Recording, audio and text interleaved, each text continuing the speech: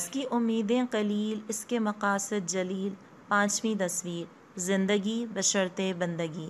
مکہ سے مدینہ کی طرف چلیے تو راہ میں ایک چھوٹا سا قصبہ آتا ہے، مقام بدر، جہاں راستہ بحر احمر سے مڑ کر مدینے کا رخ کرتا ہے۔ وہاں سے کچھ دور چھوٹی چھوٹی پہاڑیاں ہیں اور بیچ میں ایک وادی اور ریگستانی علاقہ۔ ہجرت کا دوسرا سال ہے۔ اس میدان میں انسانیت کو زندگی کی شاہراہ پر گامزن کرنے کا واقعہ پیش آنے والا ہے۔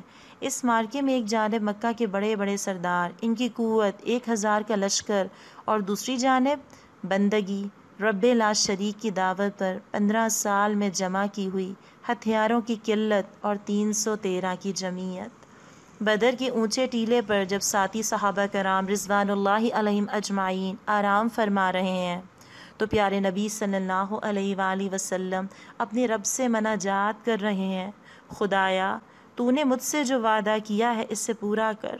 بے خودی اور محویت کے عالم میں چادر مبارک کندھے سے گر پڑتی ہے اور ان کو خبر ہی نہ ہوتی۔ صلی اللہ علیہ وآلہ وسلم سجدے میں گرتے ہیں، فرماتے ہیں، خدایا اگر آج یہ چند نفوس مٹ گئے تو پھر قیامت تک تیرا نام لیوا کوئی نہ ہوگا۔ نیاز اور ناز کی یہ انداز تو ہیں ہی دل میں اتر جانے والے۔ سبحان اللہ۔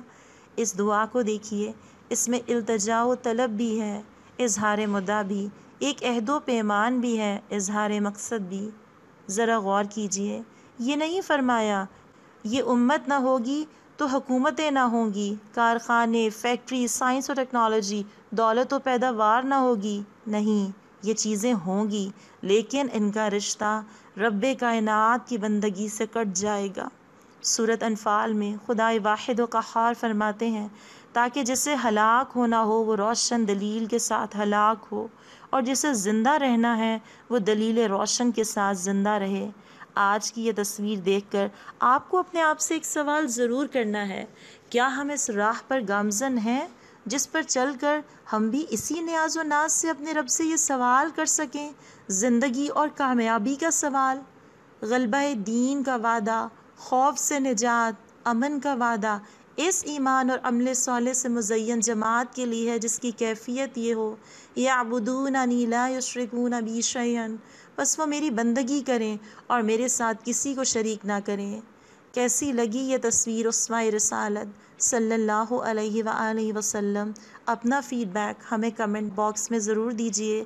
اگلی تصویر کے ساتھ ہم پھر حاضر ہوں گے۔ سیرت کے اس سفر میں ہمارے ساتھ رہیے۔